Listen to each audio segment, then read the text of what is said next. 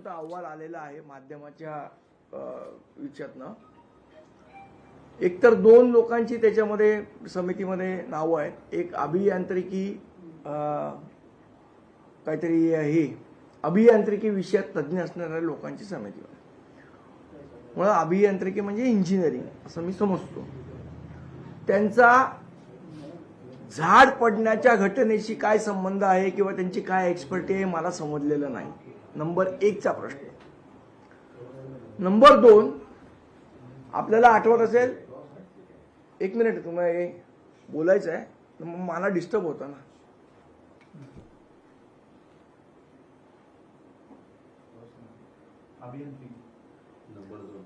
Number 2, जो अहवाल आला त्याच्यामध्ये बऱ्याचशा गोष्टी या इग्नोर केलेल्या आहेत. काल आपल्याला आठवत असेल तर आम्ही पत्रकार परिषद घेतली होती. ती पत्रकार परिषद घेताना आम्ही ही बाब प्रशासनाच्या निदर्शनास आणून दिलेली, आपल्याही निदर्शनास आणून दिलेली, की जे त्या आत्ताच्या अहवालात म्हटलंय ना की ट्री रिस्क असेसमेंट आम्ही करणार, या संदर्भातला पत्र 2024लाच महापालिकेकडे आलेलं की आम्ही ट्री रिस्क असेसमेंट करून देऊ. त्याच्यावर माझ्याकडे ते पत्र आहे. त्याच्यावर मुख्यमंत्र्यांचा शेरा आहे की examine and do the needful. मग 2024 ते 2026 जे आत्ताच्या अहवालात म्हटलंय की ट्री रिस्क असेसमेंट आम्ही करू, ते हे 2 वर्ष गार्डन सुप्रिंटेंडंट श्री परदेशी यांनी का केलं नाही, या संदर्भात अहवालामध्ये कुठेही उल्लेख नाही. आज तुम्ही सांगता की आम्ही ते करू, मग 2 वर्ष तुम्ही का नाही केलं जेव्हा तुमच्याकडे ती टेक्नॉलॉजी अवेलेबल होती.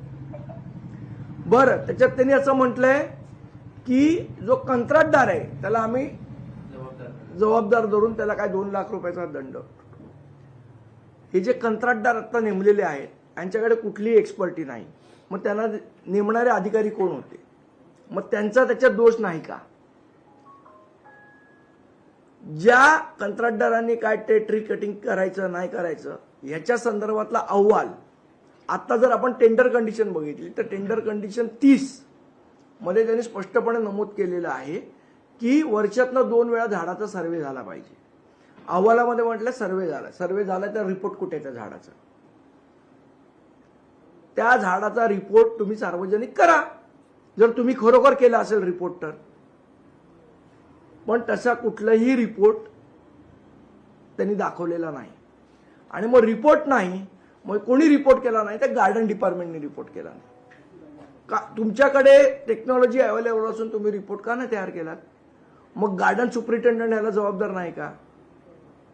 बरं, ते काहीतरी पर्जन्य जलवाहिनीचं काम, मग त्यांनी ते दूर केलं वगैरे असं लिहिलंय. मुळात पर्जन्य जलवाहिनीचा तिकडे ज्यांनी काम केलं त्यामुळे झाड पडलं असं निष्कर्ष आहे का तुमचा? मग उगीच पर्जन्य जलवाहिनीचं काम कशाला घुसडवलंय? तर ते गार्डन डिपार्टमेंटला क्लीन चिट द्यायला घुसडवलं. असे अनेक प्रश्न या अहवालामधनं तयार होतात, याची उत्तरं ते देत नाहीयेत. आणि जेव्हा काल आम्ही पत्रकार परिषद घेतली मनसेनी आणि हे त्यांच्या निदर्शनास आणले की 2 वर्ष तुमच्याकडे ट्री रिस्क असेसमेंट ही टेक्नॉलॉजी तुम्हाला मुख्यमंत्र्यांनी सांगितलं वापरायला, असून वापरली नाही, तरी निर्लज्जपणे काल रात्री तुम्ही अहवाल प्रसिद्ध केलात की याच्यामध्ये कोणाचा दोष नाही. आम्ही जे आरोप काल केले, ज्या फॅक्ट्स आम्ही मांडल्या, त्या फॅक्ट्समधनं गार्डन सुप्रिंटेंडंट परदेशी यांना वाचवण्यासाठी म्हणून कालच्या काल हा अहवाल रात्री कसा आला? इतके दिवस आला नाही. कालच्या पत्रकार परिषदेने लगेच संध्याकाळी अहवाल तयार झाला तुमचा. याचा अर्थ परदेशींना वाचवण्याचं कटकारस्थान हे महानगरपालिकेतले अधिकारी करतात. बरे, कोण जो 2 अधिकारी आहेत अभियांत्रिकी आणि विशेष अभियांत्रिकीचे, माळवदे आणि कोणतरी समथिंग, यांची एक्सपर्टी काय की त्यांनी गार्डन सुप्रिंटेंडंटला क्लीन चिट द्यावी?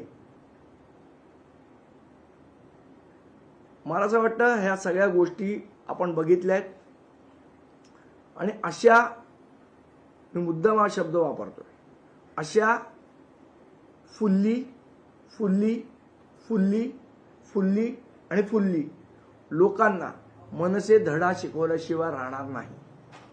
जर तुम्ही कारवाई केली नाहीत, यांना क्लीन चिट देण्याचा प्रयत्न केला अभूतपूर्व असा गोंधळ जो काय होईल त्याची जबाबदारी आयुक्तांची राहील. आणि मग जर तमाशा बघायचा तर त्यांनी बघावा महापालिकेने. हे अशा पद्धतीने कोणालाही आम्ही वागू देणार नाही. याच्यामध्ये आता महाराष्ट्राची बदनामी होत नाही का हा मुख्यमंत्र्यांना प्रश्न आहे माझा, की तुम्ही एका चिमुरड्याच्या मृत्यूबद्दल इतके असंवेदनशील आहात की तुमच्या अधिकाऱ्यांना वाचवण्यासाठी खोटा अहवाल तयार करता. तुम्ही खोटं बोलता, बाकीचे मुद्दे तुम्ही त्याच्यात विचारात घेत नाही. आणि थातूर मातूर काय 27 किलोमीटर वाऱ्याने का 25 किलोमीटर वेगाने वारे, मग बाकीची झाडं का नाही पडली, तेच झाड कसं पडलं? याचा अर्थ त्या ट्रीची, त्या झाडाची रिस्क असेसमेंट तुम्ही केली नव्हती. मग जर झाडं त्यांनी असं सांगितलं की 1000 झाडं पडली म्हणून हे झाड पडलं, मग 28 लाख झाडं पडली नाहीत त्याच्याबद्दल काय, की त्याची कंपॅरिझन करणार नाही अहवालात? 1000 झाडं पडली म्हणून हे झाड पडलं असं तुम्ही निष्कर्षापर्यंत आलात. मग 28 लाख झाडं जी पडली नाहीत त्याच्याबद्दल काय? का ती सगळी व्यवस्थित केलेली महानगरपालिकेने? त्यामुळे असे थातूरमातूर गोष्टींनी अधिकाऱ्यांना आम्ही सोडणार नाही. हा मनसेचा शब्द आहे. अधिकाऱ्यांना धडा शिकवल्याशिवाय आम्ही राहणार नाही. 3 अधिकाऱ्यांना निलंबित केलंय. तुमचं म्हणणं की ते निलंबन कायम राहावं? नाही, मुळात ज्या अधिकाऱ्यांना निलंबन केलंय ना त्यांचा रोल काय होता? मुळात निलंबन तुम्ही करायला पाहिजे होतं गार्डन सुप्रिंटेंडंटचं, परदेशीचं निलंबन करायला पाहिजे होतं. कारण 2024ला ट्री रिस्क असेसमेंट ही यंत्रणा त्यांच्याकडे एकाने आणून दिली होती, तरी त्या यंत्रणेचा वापर 2 वर्ष तुम्ही केला नाहीत. 2 वर्षात त्या यंत्रणेला तुम्ही कामाला लावलं नाहीत. याची जबाबदारी कोणाची? त्या खालच्या अधिकाऱ्याची का वरच्या अधिकाऱ्याची? साधं त्या गार्डन डिपार्टमेंटनी आयुक्तांना हे कळवलं पण नाही की आपल्याकडे अशी टेक्नॉलॉजी आहे. अहवालात असं म्हटलं की अधिकाऱ्यांनी संबंधित कंत्राटदाराला सूचना केल्या होत्या की योग्य ती खबरदारी घेऊन हे काम करावं. मुळात हे काम कोणाचं आहे? योग्य ती खबरदारी. याचं विश्लेषण जर आपण करूया. योग्य ती खबरदारी म्हणजे त्या झाडाचं असेसमेंट तुम्ही करायला पाहिजे होतं. असेसमेंट करण्याचं काम कंत्राटदाराचं आहे. असेसमेंट करायचं काम गार्डन डिपार्टमेंटचं आहे ना. त्याच्यासाठी टेक्नॉलॉजी लागते. आम्ही काल तेच दाखवली की ही टेक्नॉलॉजी अवेलेबल असून, त्याची जी मशिनरी आहे ती अवेलेबल असून तुम्ही ती वापरली नाही. याचा अर्थ दोष कोणाचा? बरं, जेव्हा कंत्राटदार नेमला त्याच्याकडे ती मशिनरीच नाहीये, मग त्याला नेमलं कोणी? आणखी एक सल्लागार कंत्राटदार पण, त्यालाही 2 लाखाचा दंड. कसला सल्लागार कंत्राटदार? कोण सल्ला देतं यांना? बरं, ते कोण लँडस्केप एक्सपर्टचं ओपिनियन घेतलं. लँडस्केप एक्सपर्ट काय करतो? कुठे झाड लावायचं आहे, कुठे ग्रीनरी लावायची, हे लँडस्केपचं काम आहे ना. का ते झाड रिस्क असेसमेंट करणं हे लँडस्केपवाल्याचं काम आहे. कुठल्याही लोकांचे कशातही सल्ले घ्याल तुम्ही. उद्या हार्टचं ऑपरेशन करताना ऑर्थोपेडिक सर्जनचा सल्ला घ्याल का? हार्ट सर्जनचा सल्ला घ्याल ना. मग ते वास्तुविशारद आणि यांचे सल्ले घेऊन झाडाचं ट्री रिस्क असेसमेंट कसे करणार तुम्ही? याच्या अगोदर आयुक्तांनी राजकीय दबाव नाही आहे याच्यात. याच्या कंत्राटदार आहेत. नाही, हे कंत्राटदारांचं थातूर मातूर आहे हो. 2 लाखाचा दंड आणि 5 लाख. त्या मुलाची किंमत 7 लाख रुपये लावली का तुम्ही? ज्या मुलाचा जीव गेला त्याची किंमत 7 लाख रुपये लावली आहे. एवढा स्वस्त झालाय जीव आम्हाला एका लहान मुलाचा. याच्या अगोदर आयुक्तांनी म्हटलं होतं की सीसी रोड हे झाड पडण्यासाठी कारणीभूत नाहीत. महापौर म्हणतात सीसी रोड कारणीभूत आहे. मुळात हे दोन्ही गोष्टी कारणीभूत. तुम्ही झाडाचं, मी पुन्हा सांगतोय, आपण मला असं वाटतं वेगळ्या प्रश्नांवर चर्चा करतोय आणि आपल्याला वेगळीकडे भरकटवण्याचा प्रयत्न आयुक्त करतायत आपापसात वाद घालून.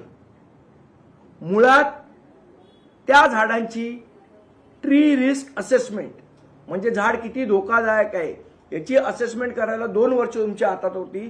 कोणीही असेसमेंट केलं नाही. मग आता कॉन्क्रीटमुळे झाड पडलंय का नाही पडलंय अशा वेगळ्या वादामध्ये अडकवण्याचा प्रयत्न, डिसेबल करण्याचा प्रयत्न बिपिन शर्मा आणि भिडे मॅडम दोघंही करतायत. त्यांनी हे बंद केलं पाहिजे. आम्ही मूर्ख नाही आहोत. देशपांडे सर, नेहमी अशा घटना घडल्याच्या नंतर संबंधित कंत्राटदारावर सामान्य कारवाई होते. ज्यांना सामान्य 2 लाखाचा दंड काय फरक पडणार आहे? दोषी ठरवलं जातं त्यांना. मुळात मुळात त्याच्यामध्ये खरे मासे वेगळे असतात. नेहमी बघायला गेलं तर जे मुख्य अधिकारी असतात ते जरी आपण फांदी कट केली तरी ते दंड ठोठावतात. मग यांच्याच पगारातून हे का वसूल करू नये? नाही, पैसे वसूल करायचा 2 लाख आणि 5 लाखाचा विषय नाही हो. तुम्ही विषयाचं गांभीर्य समजून घ्या. एका माणसाचा जीव गेलाय, त्या अधिकाऱ्याला कायमस्वरूपी घरी बसवणं महत्वाचं आहे, जेणेकरून बाकीच्यांना कळेल की आपण नीट काम केलं पाहिजे. जर अधिकाऱ्यावर कारवाई झाली नाही आणि 2 लाख रुपये दंड भरून जर अधिकारी सोडतो, आत्ता भरेल दंड. त्याच्याकडे काय पैशाची कमी आहे? एवढ्या बिल्डरना झाडा ट्री कटिंगची एनओसी दिली, 2 लाखाने काय फरक पडणार आहे परदेशीला? विषय पैशाचा नाहीये, विषय व्यवस्था बदलण्याचा आहे, विषय व्यवस्था सुधारण्याचा आहे. ती सुधारण्यासाठी तुम्ही जर अधिकाऱ्यांना क्लीन चिट देत फिरलात तर व्यवस्था सुधारणार कशी? त्यामध्ये काही समितीने उपाययोजना सांगितल्या, 20-25 उपाययोजना. अरे ह्याच उपाययोजना 2024 सालचं पत्र आहे मुख्यमंत्र्यांनी पाठवलेलं एमसीला, तेव्हा का नाही सुधारणा केल्या? ही कुठली समिती आणि कोण आहेत तज्ज्ञ हे लोक? यांची अक्कल काय शेण खायला गेली आहे? एका माणसाचा जीव जाऊन पण जर यांना संवेदना होणार नसेल, हे भावना विवश होणार नसतील, तर अशा अधिकाऱ्यांचं काय करायचं?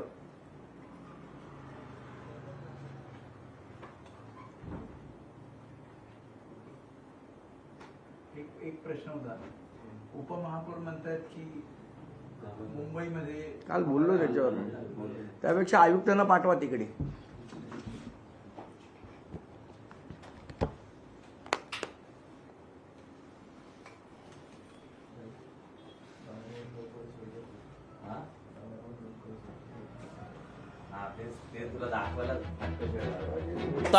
थेट सवाल त्यांनी पुन्हा एकदा उपस्थित केला. या संदर्भात लोकशाही मराठीने सुद्धा वारंवार आवाज उठवलेला होता आणि तोच मुद्दा आता मनसेने घेतलाय.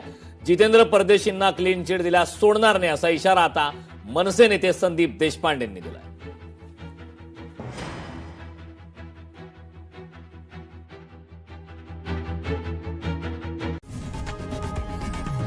लोकशाही मराठी ऐका, पहा, जागरूक रहा.